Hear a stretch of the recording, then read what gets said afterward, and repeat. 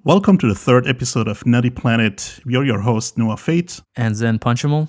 Today we'll be talking about a subject that is close to our hearts, namely the Trump administration's efforts to ban international students and use them as political chess pieces. So stay tuned as we dig into the subject. 3, 2, 1, 0. Liftoff. We have a liftoff.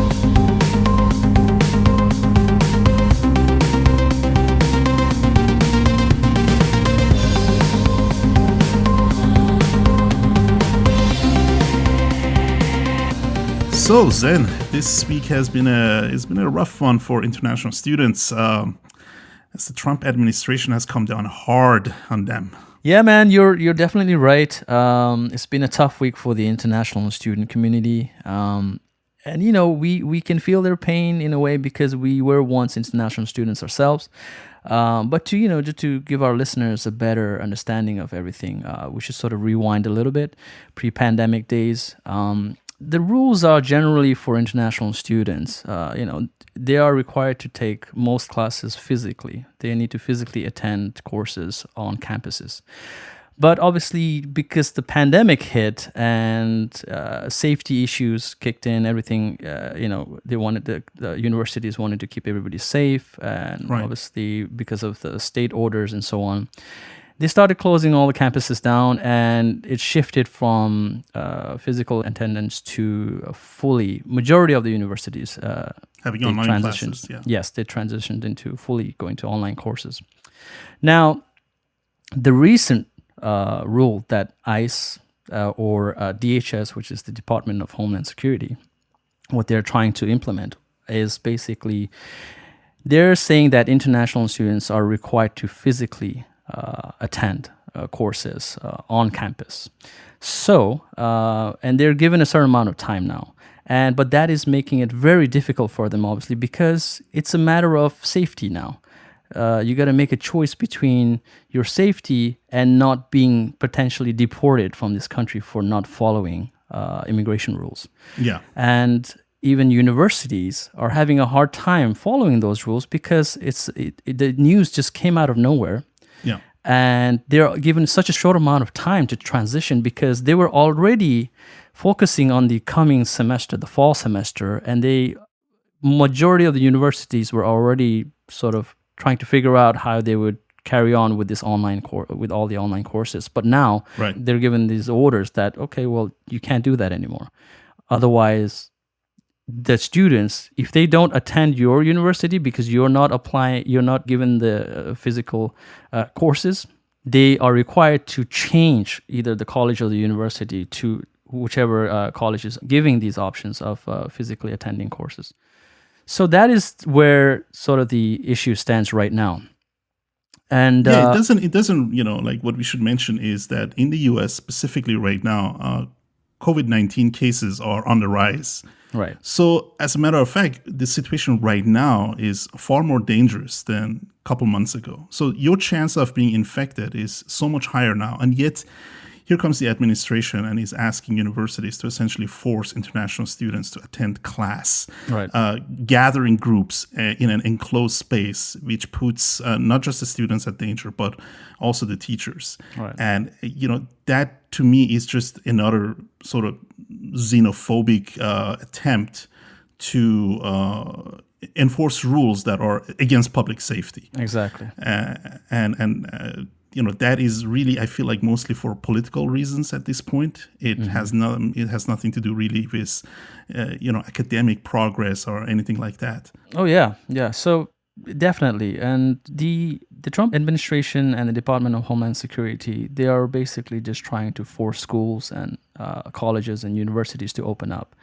And again, this rule regarding international students, to have them make a choice between personal safety and either that or get deported, I mean, that just makes absolutely no sense because there is no negative for international students to be taking online courses. Right. There's no negative to that. Either way, they're still paying full tuition. they're still making contributions in terms of financially. They're still paying for everything. Yes. Nothing is subsidized. They still have to pay for their room and boarding and food and everything else. So there's just no reason that makes sense for them to even be put in this predicament at this point. Yeah. And just logistically, it makes so little sense, right? Because they have such a little amount of time to do this transition. So they're asking international students to either transition quickly to a school that offers physical classes, Right. or you have to leave the country, not taking into account that most countries do not allow travelers from the U.S. right now. Right. There are, not to mention there are barely flights to other countries. Exactly. So it is not even easy for these international students to really return to their home countries. Right. Also, a lot of these online classes will be happening, in real time. So you have to attend live. They do not take into account that there is time difference. A lot of students, from China and India, I mean, literally they would have to, get up at midnight and start attending these classes and paying full attention to the professor. And that makes no sense. I mean, there is literally no negative to keeping these students right now here. Right. I mean, clearly, just by looking at the points that you just mentioned, that the Trump administration and the Department of Homeland Security, they could care less. Right. Like, they have not thought about these issues, that the hardship that the international students will face. And obviously the time difference, not to mention the fact that a lot of the students have already lived here for many years. They're grounded here. They've started their life. They have rents. They have a lot of furniture, a lot of things that they paid for, a lot of belongings here. They can't just pack up and leave in a matter of days if they can't make that transition. It is not realistic by any means. Yeah, sometimes you have to sign up a year's lease. Of course, yeah. If you break your lease, you have to now pay penalties. And to me, this is very, very reminiscent of when the Trump administration implemented that first travel ban, right? Oh, yes. They just came out overnight and said, okay, this is it. Starting tomorrow, nobody can come in. And there was all this chaos at the airports. Right. And this is, again, one of those things where clearly not a lot of thought nor consultation with universities has gone into this into this order. And that's why we are seeing this chaos now. And that is why some universities such as Harvard and MIT are now suing the administration. They sure are. Because they understand the hardship that this will cause for international students. And it's just basically cruel. I mean, that's how it is. Yes, it is. It's definitely very cruel. And even as of recently, John Hopkins is trying to sue the government. And I believe the Attorney General of California, they're trying to sue the government as well. So this just shows that majority of the people, from what we've read, are not for this rule. They are against it because it makes no sense. It's putting undue pressure and hardship on international students who generally have been very, they follow all the rules. They make a considerable amount of contribution to the U.S. economy. And again, I don't think a lot of people realize. Because one thing that the Department of Homeland Security said was that, well, if you're taking fully online courses, then why not? You can just go back to your home and do it, right? That was the thing that they said. But here's the thing.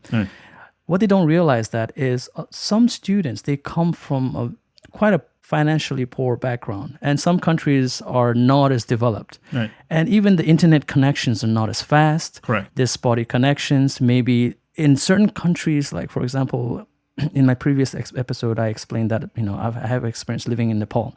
So, for example, there are some Nepalese students here in the U.S. Mm-hmm. If they go back to Nepal, basically, in a week, there are certain times where electricity is shut off. So you can't even use a computer. So there's issues like that are not being considered.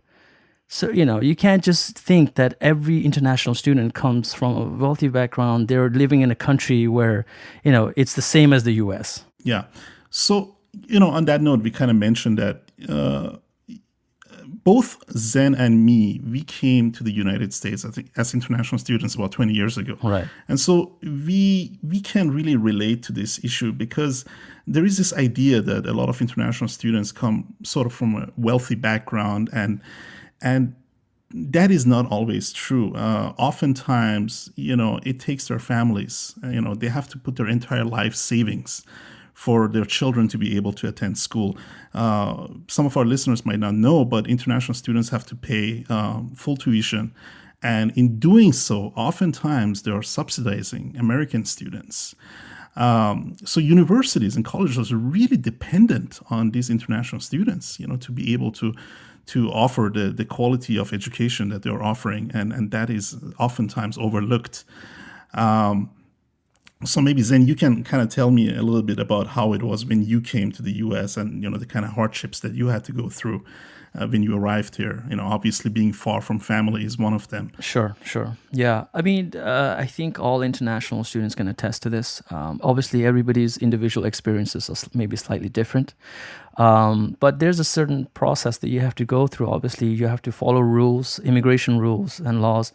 And which are quite tough, actually. They are quite tough. United States does have one of the more stricter rules in terms of immigration, and rightly so, because there are many people trying to come in, and obviously they have to keep their country safe. So with that said, my process in terms of coming to America originally as a student was basically you have to do the general application forms, pay for application fees and so on, and then you have to go to the immigration process of basically there's a small like an interview process, and certain questions are asked. They ask you why are you trying to attend to this particular university or college, what interested you, program, why are you in that program, particular program.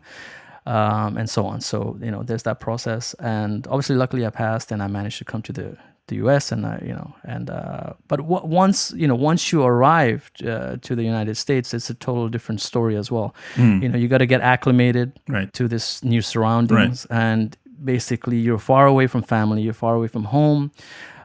So there's already the stress of, being away from family and in a really new environment. Exactly. In a new environment where you don't really have friends, and some people have probably families abroad, like in the US, but I personally didn't have anyone here. Yeah. So, there is a lot of pressure. And not only that, but there's a pressure of trying to fulfill these expectations from your family, obviously, because there's a lot of money being spent on your education. And a lot of the times, as Noah mentioned, not everybody comes from that wealthy background where they just have money to throw away. Some families, it might be their life saving just to send this one child to study abroad.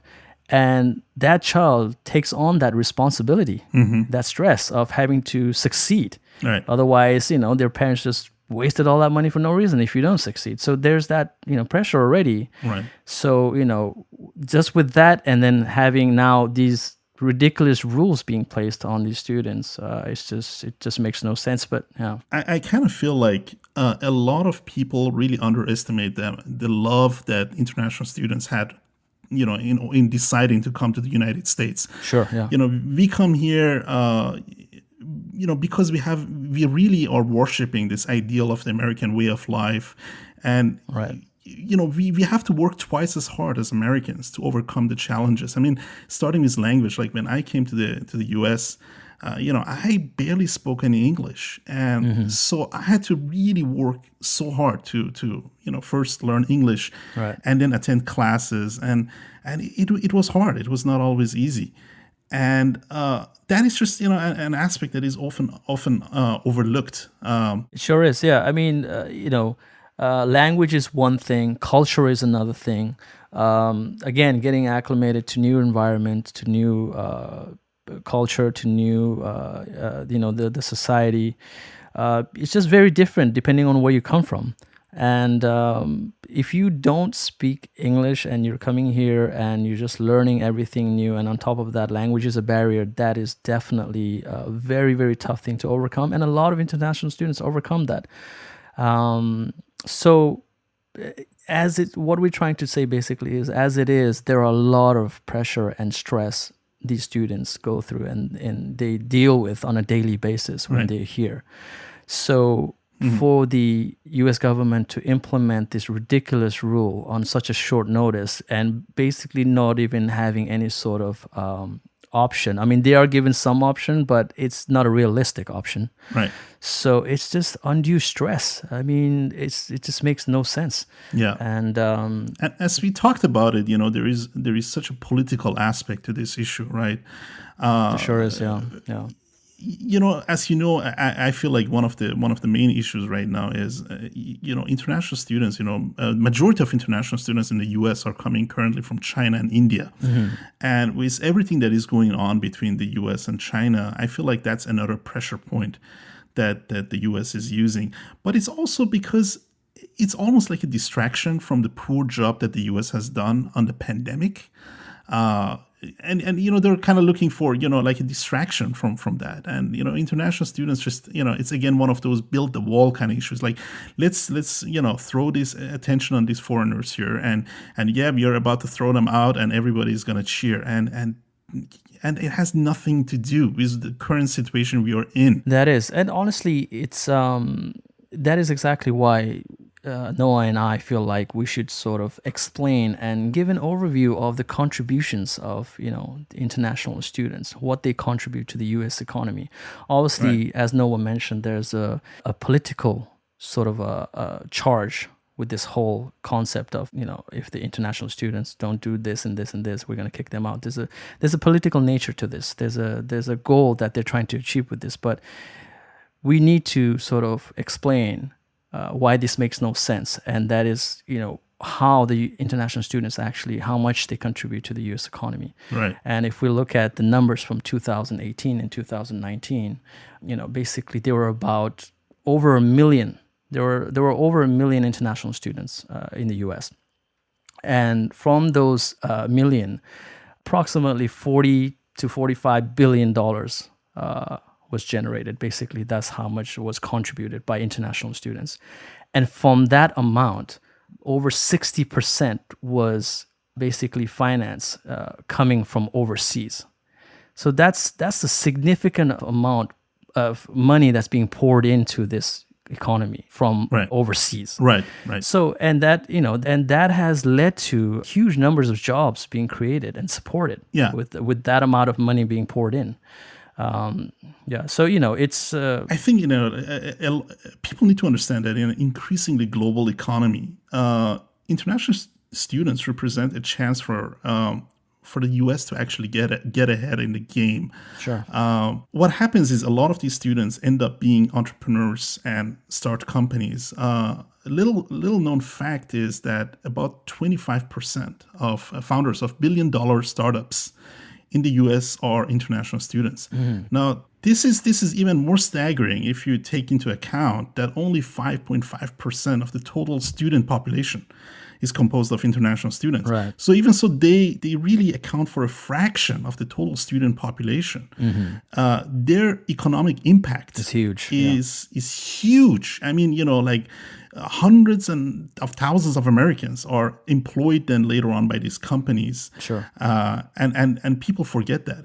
It's easy to think that international students are coming here and are sort of a drain on resources, which is absolutely not true. It is, if anything, they are actually pumping into the system both money and talent. Yeah, I mean, if you look at STEM program. Yeah. STEM program, it is mostly international students in master's and at PhD level. Sure. So their contribution is cannot be overstated, really. If you next time you're using Zoom, keep in mind that was co-founded by an international student. If we did an episode on Elon Musk last week. I mean, Elon Musk came to the U.S. as an international student. Look at the contribution that he has made to to the space program. Look at the contribution that he's doing to transitioning the U.S. to an all-electric transportation model.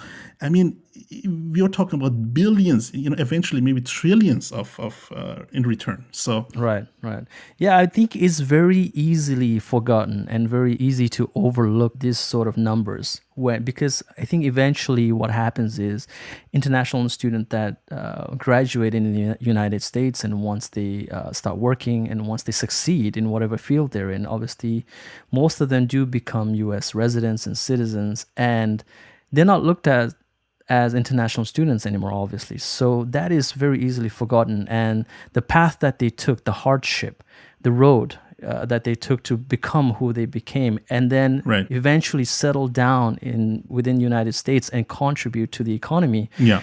I think that path is forgotten, and a lot of people miss that. So that is why we were trying to Yeah, and a lot of Americans are obviously born here, but these future Americans worked really hard to become Americans. And Sure. for example, when I graduated, when I started working, I had to endure years of really hard work and being paid less than Americans. To earn the right to eventually become a citizen in this country, and the amount of love and hard work that it takes is really something that we cannot forget. Sure. I think overall, what we're trying to say is basically the difference and the challenge is quite substantial. And I think sometimes it's very easily overlooked by residents and citizens, because obviously if you're born here, it's a slightly different road for them to walk. Right. So, obviously, and again, rightfully so. Their parents were here, they pay taxes, and they were born here. So, okay, that's a different. Yeah, but international students pay taxes as well, and when we start working, we pay. Sure, they do. We are on equal footing. But what I'm trying to point out as far is as what we are doing is in no way, like, we are no drain to the system. If anything, we are actually contributing to the system. Which is very, like, it's a special segment of the immigration. If you look at complete immigration, international students is a special category, because from one side we are always talking about we want to attract the best and brightest, and guess what? The best and brightest are international students. So why would we give that up and send them back to their countries? And here is the idea, like, I believe we should do everything in our power to keep these people, because they're highly educated. Mm-hmm. They will probably go on to start many successful businesses. And if you throw them out, then they will just go back to their own countries and start companies in their own countries, which will then compete with American companies. And, it's not only going to not create any jobs for Americans, but it's probably going to lead to losses for jobs for Americans. So, a lot of people don't really think about these issues. Yeah, and that is exactly why I personally feel like this is such a politically motivated change that they're trying to make, like a very forceful and very political change. It has absolutely nothing to do with the international students. It has absolutely to do with the schools either. It is more about the Trump administration forcefully trying to open up schools. And that is what they've been trying to do. Now, before all this even happened, this situation with international students, Trump, he had clearly said that we have to open up the schools. We have to open up the schools. He kept saying that. He reiterated that many times, but clearly the universities and colleges, they were not trying to listen to that, because they were trying to put the health of the students first. You believe that he's doing that essentially for re-election purposes. Like, he wants the economy to be full on open and like pretend like, the pandemic is not happening. And that is why he's doing these things. He's using international students to basically force universities to open up. That is exactly what it is. It's literally a chess game. They could not forcefully open up the schools and college and university. They tried, but universities they push back on it. Yeah, they said we'll open whenever we're ready to open and when we deem it safe to open. Obviously, we have to look at scientific facts. We can't just open whenever President Trump feels like he needs universities to open. That does not make sense. And clearly, right now, the infection rates are very high. So why would we even open? Why would we even play with that notion of trying to open up the universities? That makes absolutely no sense. So it is in the broad spectrum.